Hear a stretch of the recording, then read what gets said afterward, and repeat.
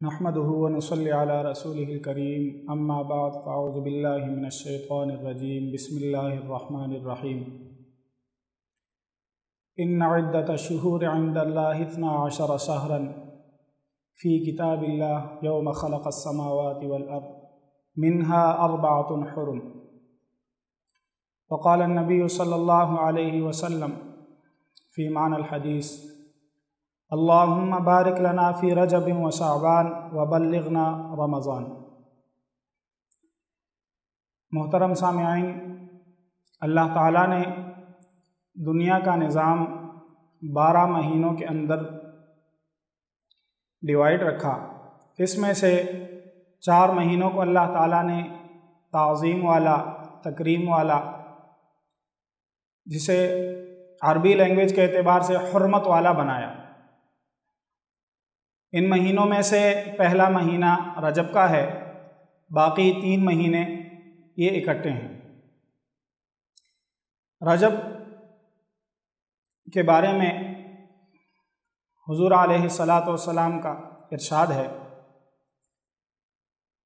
حضرت موسیٰ بن عمران فرماتے ہیں کہ میں نے حضرت انس بن مالک رضی اللہ عنہ کے یہ فرماتے ہوئے سنا کہ رسول اللہ صلی اللہ علیہ وسلم نے ارشاد فرمایا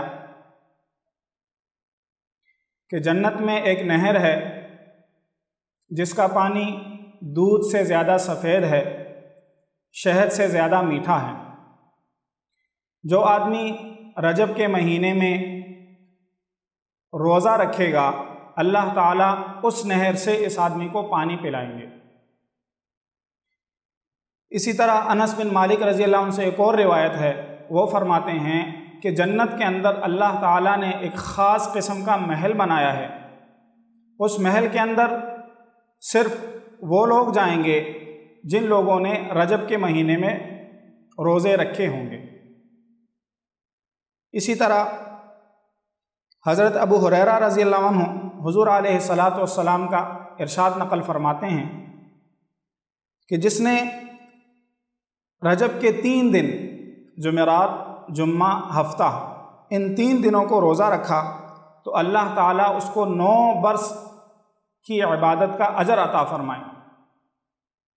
حضرت ذوالنون مصری رحمۃ اللہ علیہ وہ فرماتے ہیں کہ رجب کا مہینہ یہ گناہوں کو ترک کرنے کا مہینہ ہے، شعبان کا مہینہ یہ عبادت کرنے کا مہینہ ہے، اور رمضان المبارک کا مہینہ یہ قرب الہی کا مہینہ ہے.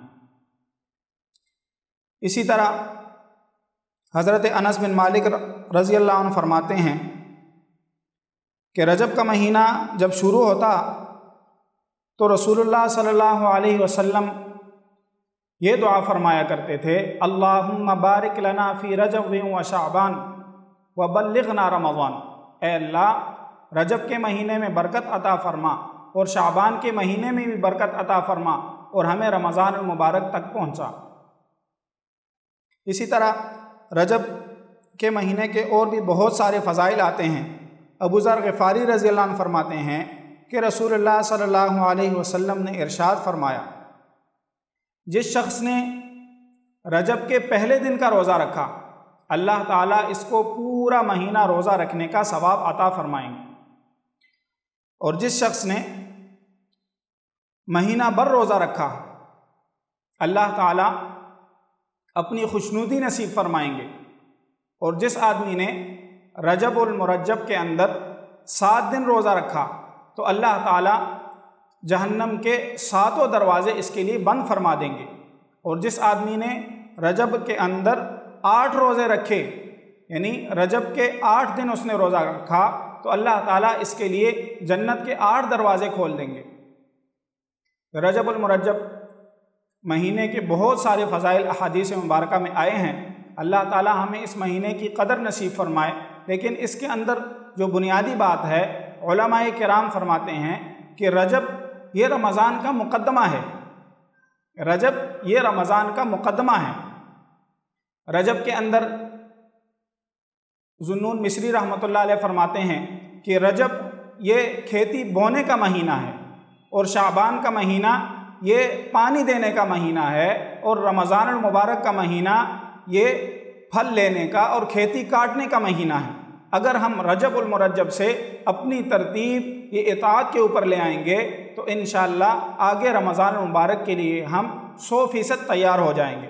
علماء کرام یہ بھی فرماتے ہیں کہ رجب کے مہینے سے ہی ہم رمضان کی تیاری شروع کر دیں، چونکہ رجب یہ رمضان کے لیے مقدمہ ہے۔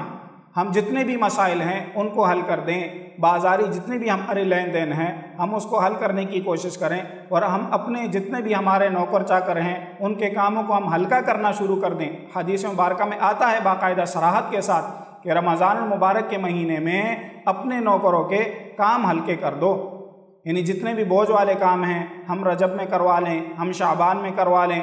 اسی طرح رمضان المبارک میں ایک نظام بن چکا ہے، لوگ زکوٰۃ ادا کرتے ہیں، تو اس کے مسائل سیکھنا پہلے سے ہی شروع کر دیں تاکہ رمضان کا مہینہ آئے تو ہم ہر اعتبار سے اعمال کے لیے 100% تیار رہیں۔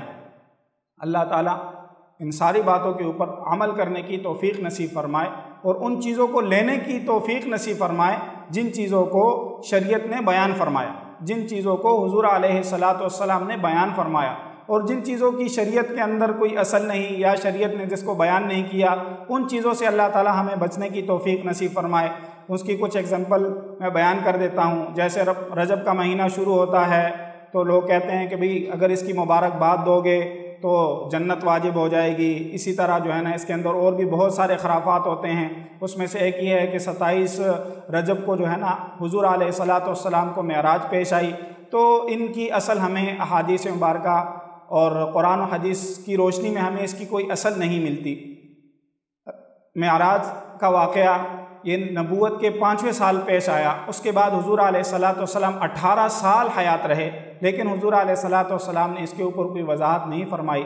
27 رجب کے بارے میں حضور علیہ الصلاۃ والسلام کے کچھ فضائل آئے ہیں، ان میں سے ایک یہ ہے، حضور علیہ الصلاۃ والسلام سے سلمان فارسی رضی اللہ عنہ نقل فرماتے ہیں، رسول اللہ صلی اللہ علیہ وسلم نے ارشاد فرمایا کہ رجب کے اندر ایک ایسی رات ہے اور ایک ایسا دن ہے جس دن کو اگر کوئی آدمی پالے اور اس دن کے اندر اگر وہ عبادت کر لے